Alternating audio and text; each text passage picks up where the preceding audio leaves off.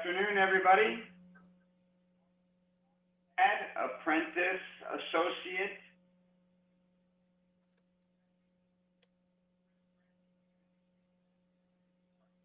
How's everyone doing? Chris, how are you today? I'm good. Ready to learn or teach a little bit about cart fleet management. We've got Brandon Augustus, Hannah Pacini, Joel Fiegelson, and Tyler Ueda on so far. Thank you very much for taking the time to be here. You'll get a lot out of Chris's presentation on cart fleet management. Thanks, Chris. It's all yours. All right, you want me to start? Or are we going to wait a little bit? I think you could probably dig right in. Okay. All right, I'll get started. My name is, let's do a quick introduction. My name is Chris French. I work at Calabasas Country Club up in Calabasas. I've started my career in North Carolina, worked most of my career in Illinois, which is only about 7 years, and then recently moved to LA. I've only been in LA working for about 6 months or so, so I'm pretty new to the Los Angeles area. So far, so good, and everything's good at Calabasas. I know the weather's a lot nicer in Los Angeles than in Chicago. I'm actually in Chicago right now, and it was snowing today, so looking forward to getting back to LA. So if anyone has any questions as we go, I think they just want you to type them up, and then they'll let me know. We'll pause, and then you can, John will either read the question to me, or you guys can be unmuted and have the question read to me. Is that how we're going to do it, John? Yes, sir. Okay. I'll pause occasionally and see if we have any questions. So we're talking about cart fleet management today. As if you've been to the level 1 seminars, I know in the past they don't have a section on it at the seminars. They just it's just a study at home course, but there are quite a few things in your portfolio where you do have to do some cart fleet management things. So I'll just give a pretty quick, but hopefully knowledgeable overview of kind of what they expect you guys to know, especially for the testing. Full disclosure, I failed the cart fleet test the first time. Not proud of that, but I learned a lot because I had to go back and study. So let's dive right in. Just a quick introduction here. This is straight from the manual stuff. Approximately 1 million golf carts in the U.S. generate roughly $1 billion in revenue. So obviously, golf carts are a huge revenue boost for golf courses, depending on how well they're managed. So big caveat there, but if you have a well-managed cart fleet, you can generate a lot of money for your club. In the 1950s, only about 40% of facilities in the U.S. had golf carts, and as everyone here knows, just about every facility has carts today, outside of a few probably private clubs or small muni courses that are walking only. The three big golf cart manufacturers: E-Z-Go, Club Car, Yamaha. Pretty obvious there. I'm sure most of you guys have dealt with one, two, or all three of them. And golf carts are obviously a great opportunity for a facility and professionals individually to create some revenue for the club. So what are the benefits? The cart fleet is an important part of the overall plan and success of the facility. Obviously, you have to choose the right price target, and how they're maintained is also a big deal and much of a benefit you can get out of your cart fleet. So they generate some income. Obviously, charge fees every time someone rents one. If your fleet's really nice and well maintained, people might choose your club over another one to come there and play, and obviously generate more income. It allows seniors and those physically unable to walk to play. Pretty obvious one. I think the golf community is aging, as we all know, so having those carts available for those who can't walk is pretty huge. I know we all know that days where we're cart path only, or if you don't have cart pass and you can't send carts out, you probably see a decrease in rounds. I know a lot of the clubs I've been at have kind of fought that, try to make exceptions to get that cart revenue, but some days it's just not possible. Being in a cart can speed up play. That could be a little controversial. We have plenty of slow groups in carts, but generally speaking, carts speed up play for a group. Add to the facility image. So if you have really nice carts, Chris, you have some GPS in there, got some Chris. speakers. Yep. Chris, you got there's some background noise there. I don't know if you're. I don't think it's me.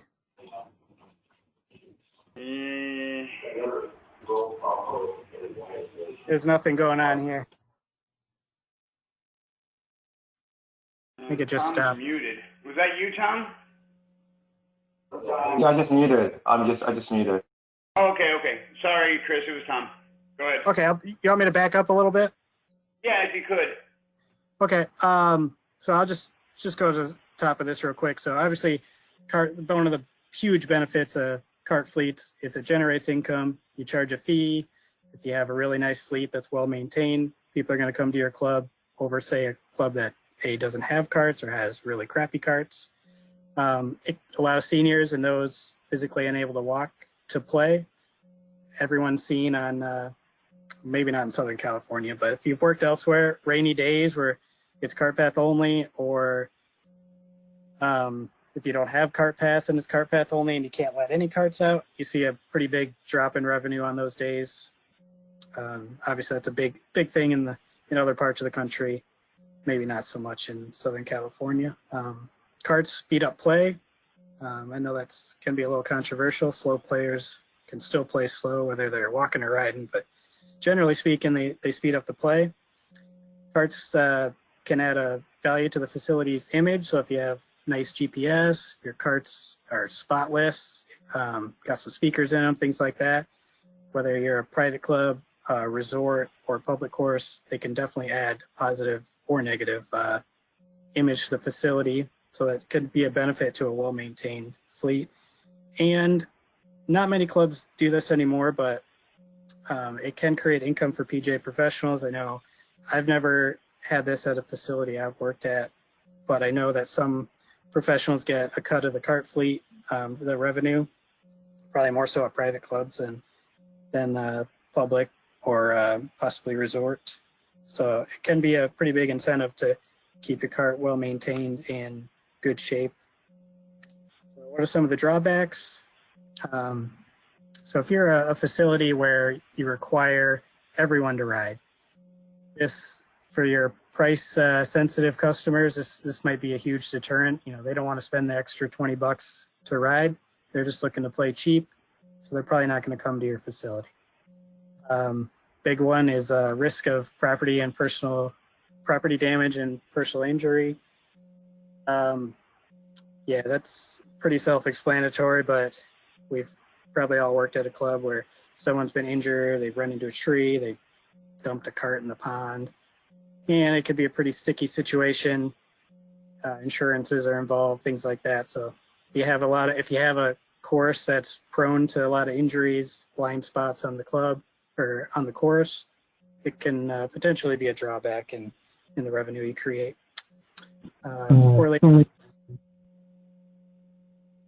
Do we have a question? Okay. Poorly managed fleets can lose money. So pretty obvious if you're working at a club where your carts are in really bad shape, no one's going to want to rent them.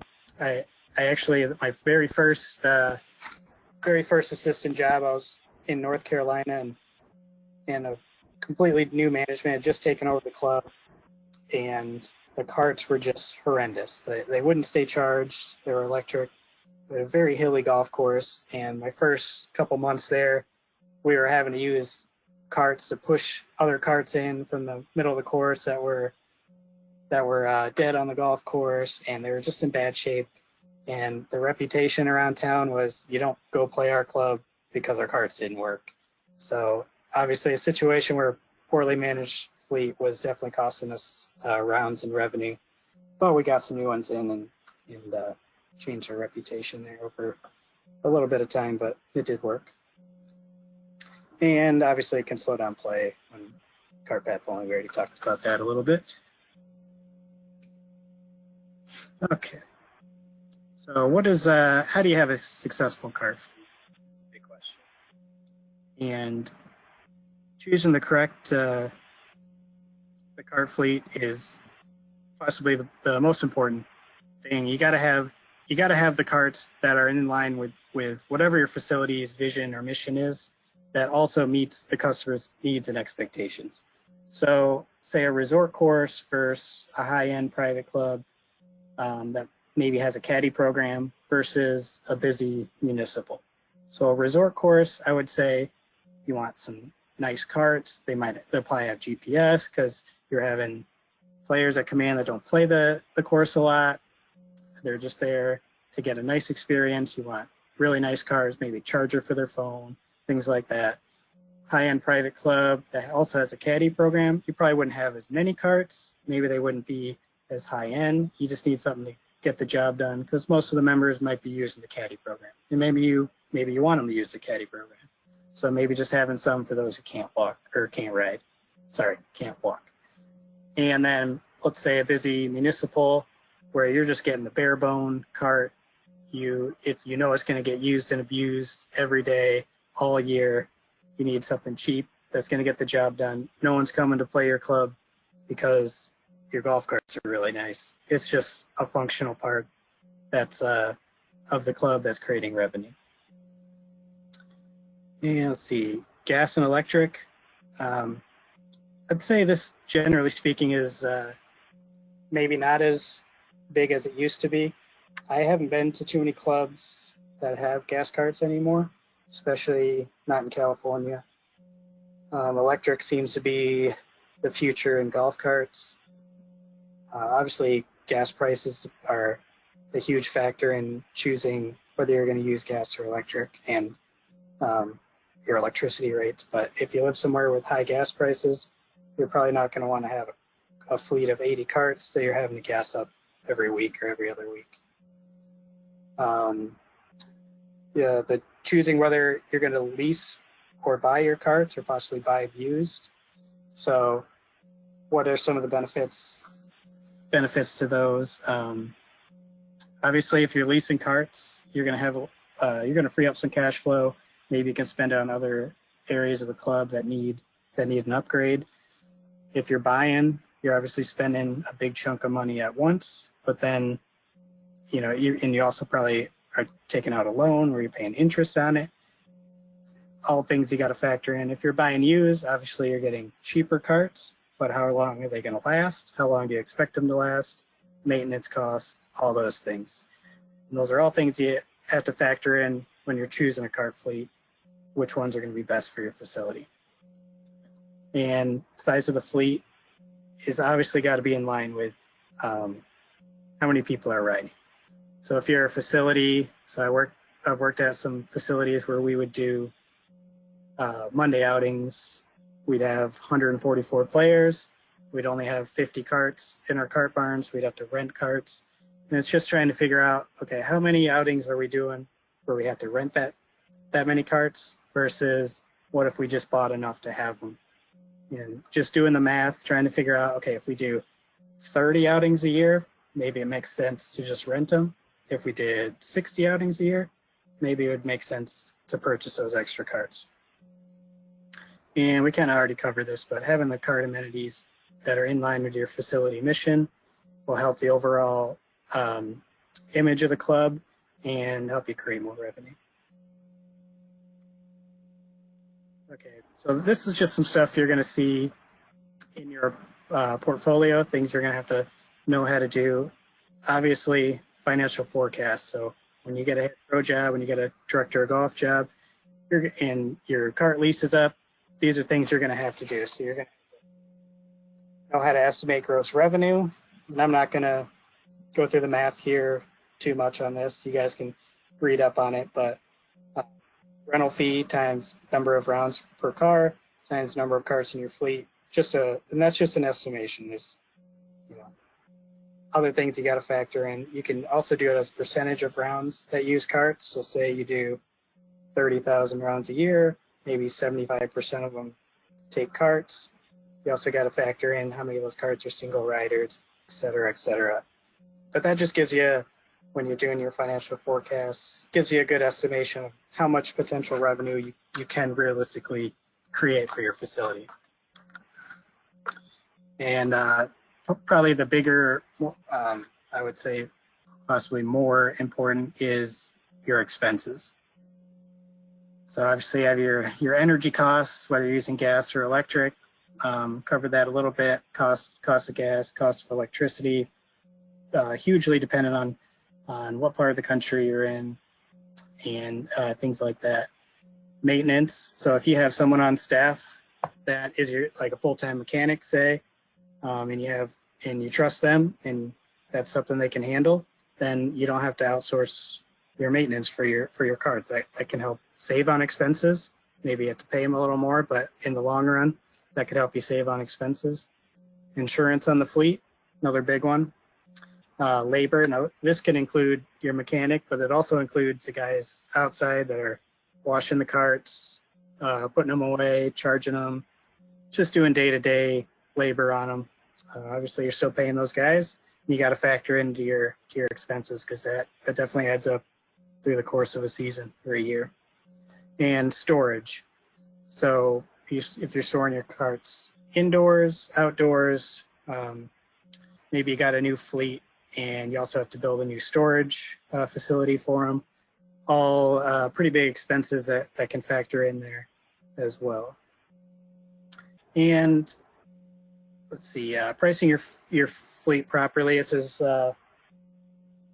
pretty basic stuff, but I'm sure you guys have, in other parts of your portfolio or at the seminars, analyzing your competition is huge. I'm sure they've talked about that. So you could do a SWOT analysis. You could do a SWOT analysis that's just focused on your cart fleet. That might actually be something you guys will do, but it can definitely help you figure out, what are the strengths and weaknesses of your fleet, and how can you price your fleet properly comparing it to the competition. So what's the competition charging? Not only what are they charging, but do they have good carts? If they have crappy carts and they're charging more, you might be able to get away with getting a little more revenue out of your carts if they're in good shape. And pricing sensitivity is something to keep in mind. So just as an example, mandatory riding facility versus a course that's easy to walk. So you gotta make sure that, if you're charging $20 a ride per person, 25, that they're getting their money's worth. Because if you're charging $20 for a cart fee on a course that they can easily walk, they're going to take their bag off their cart and they're just going to walk it.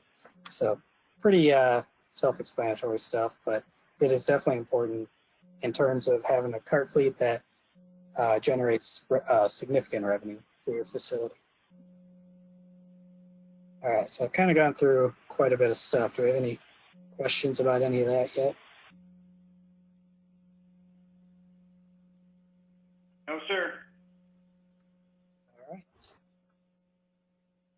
In my opinion, this is probably one of the most important parts on how to have a successful cart fleet, is keeping them in good condition and making sure they're well maintained. I cannot tell you how many times I've played golf somewhere, or I've heard from someone who's played golf somewhere, who went to a course that was $100+ and their carts were filthy, or their GPS didn't work, things Chris, like that. I'm sorry, man. You're cutting in and out. Your audio is.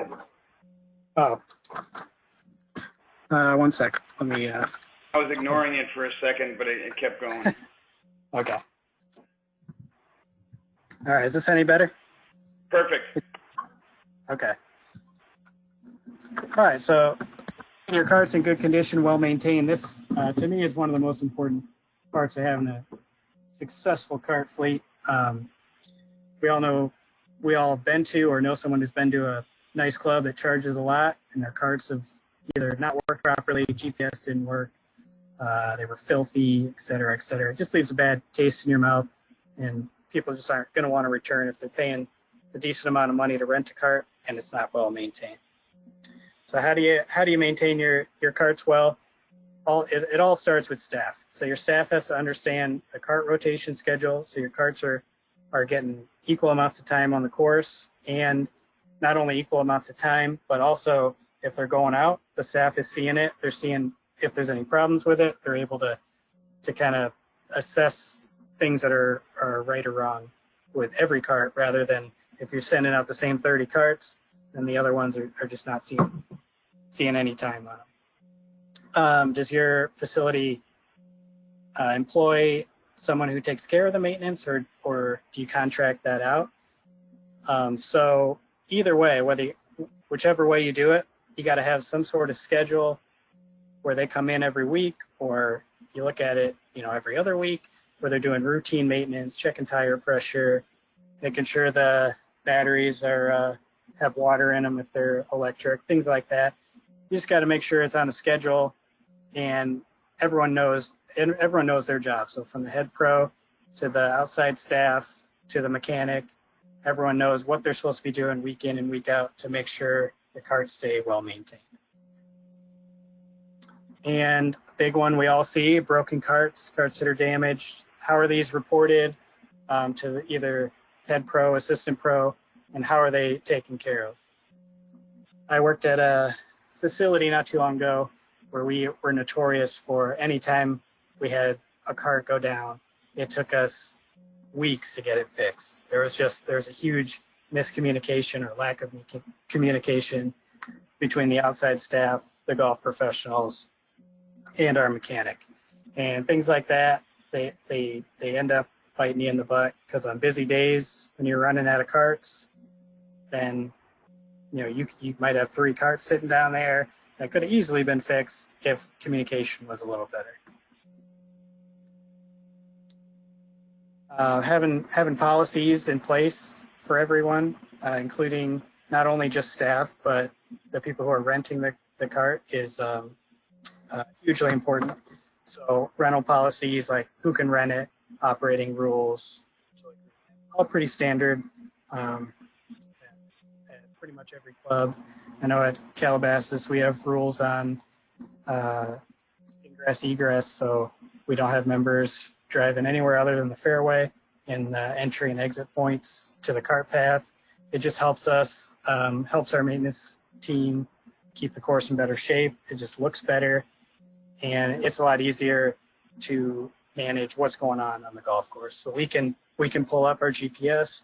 We can see if anyone drove in the rough. We can have a conversation with them if it's a repeat offender, things like that. So just having those policies in place is hugely important to keeping your cart fleet successful, keeping the revenue coming in, and keeping your course in good shape. Accident reporting, talked about that. Insurance, training staff on safety procedures. So obviously this all starts with the golf professionals at the club. So head pro, director of golf, they're gonna set these policies. They're gonna assign duties to the assistants, the outside staff, and just making sure everyone on the team knows what their role is, making sure that the cart fleet's taken care of properly. We have any questions just about cart fleet in general? Any stories? Anyone got any good stories? I got, you touched on a lot of really good things, Chris. You touched on a lot of really good things. The damage to your reputation for having carts that don't make it around the course, or filthy carts, it could be extremely damaging. More and more of our customer base and our customer demographic can't walk the course. If they can't take a cart, they're not gonna play. And if they're taking a cart that's filthy, that they have to clean themselves, that's got dirt all over it, spider webs, or is not even making it around the course, and you add insult to injury where their cart doesn't make it around the course, and then they call the golf shop and nobody's answering, and when they do answer, they say they're going to bring a fresh one out, and they never come. So very, very, it's a member trust thing or a customer trust thing, and it's almost as important as decent course conditions. So when we're trying to, because whether you work at a private club or you work at a public facility, we've all got the same goal. We're all selling something, and in order to sell something golf successfully, our customer base needs to trust us. And if they don't trust us, they're not gonna patronize us. They're not gonna give us their money. They're not gonna make the commitment to join our clubs. And a well-oiled cart fleet is, it's a necessity in order for gaining that trust. So if those of you on the call that have never worked at a public golf course, it's always something that comes up because, you want to get the full, 5 or 6 years out of the cart lease, and it shouldn't be a problem getting through the 6 years, but most of us don't have a decent budget when it comes to a cart mechanic, and so the upkeep on the carts more times than not gets neglected, and when it gets neglected in that 4th, 5th, and 6th year, that's when the carts start to die out because they've been neglected for lack of a good maintenance program. And that's where that trust starts to suffer. So you touched on some really good points there. I thought you spent a lot of time on carts being charged and batteries being fresh and carts being clean, and I think it can't be stressed enough.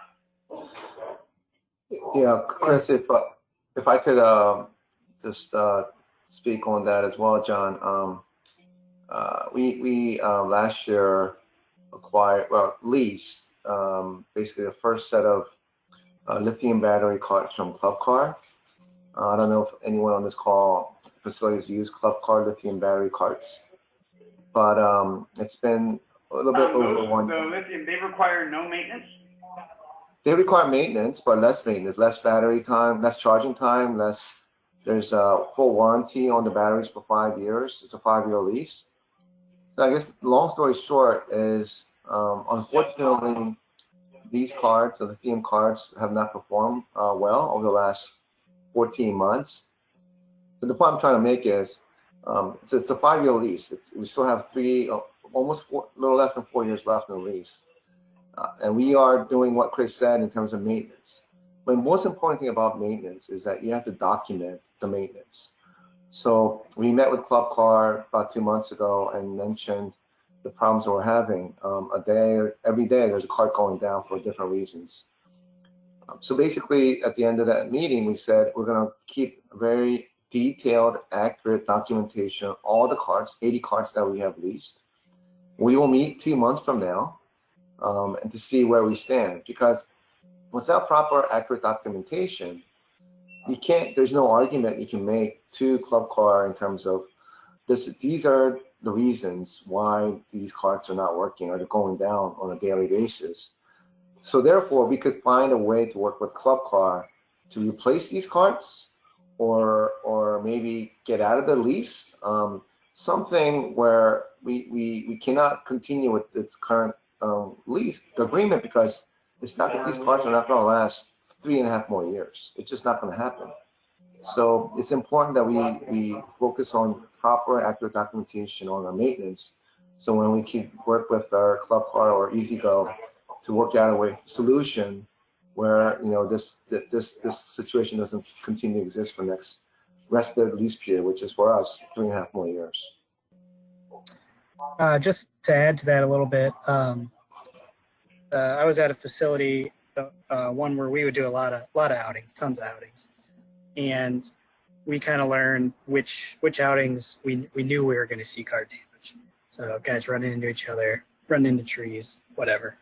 So we would have a system where when we had all the carts lined up, ready to go, we'd go around, we'd have one of our outside staff guys go around, just do a quick video check of all the carts, just to have evidence that when we sent them out, they were all good. And then when they came in, we document it, you know, which ones had damage. Just because we all know when someone damages a cart, you know, if they're not being honest, they're going to fight it. And chances are, if you don't document it, you don't really have a leg to stand on and get them to pay for it. Even when you do document it, the second you try to bring pressure on payment, that's when they start holding the back of their neck saying, oh, the brake system was faulty. So that's always a tough one.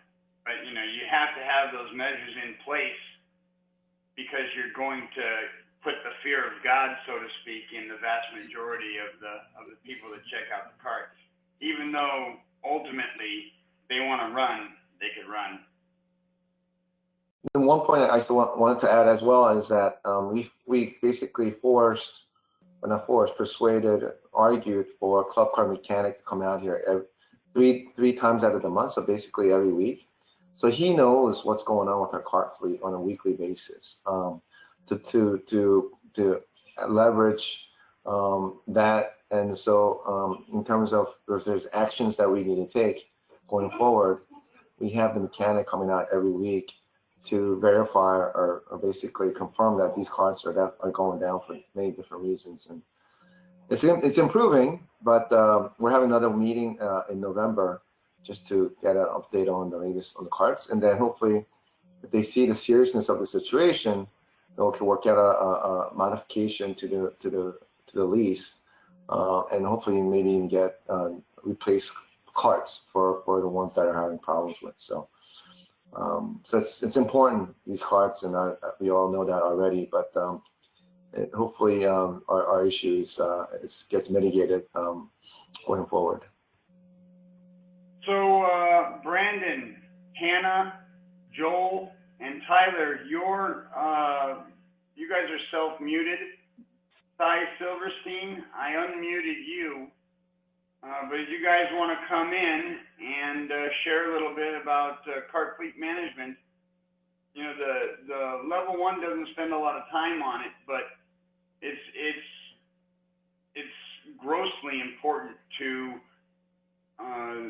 an operation, especially from a PGA professional standpoint, running a golf operation.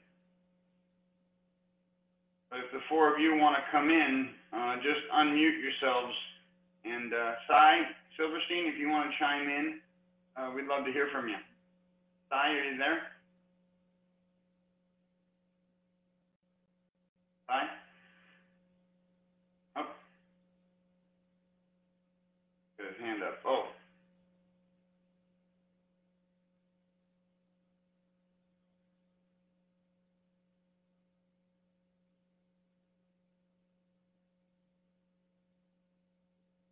Cy, you got your hand up? Now he's self-muted. Okay. Maybe he's shy. All right, well, if there isn't any questions from the classroom, we're going to upload today's session onto scpga.com. You'll be able to view Chris's presentation from there. Next week, Tom, you want to explain a little bit about the skip and the schedule next week? Oh, yes. First of all, thanks again, everyone, for attending today's call. It's really appreciated. Hopefully, you learned something today from Chris's excellent presentation. If you have any questions, not only in the cart fleet management, but if you have any questions on the rest of the level 1 portfolio, please feel to ask anytime. We're here to assist in any way. If not, then I will give you the schedule for the upcoming Launchpad. So next week there's going to be a skip, so there is no Launchpad next week. The 26th of October, we will reconvene on November 2nd, Monday, November 2nd at 4 o'clock, and the content of that Launchpad will be customer service, instructed by Mickey Pritchard at Arrowwood Golf Course. So that's the next Launchpad schedule is November 2nd, 4 o'clock with customer service as being the content of that Launchpad. Any questions, comments?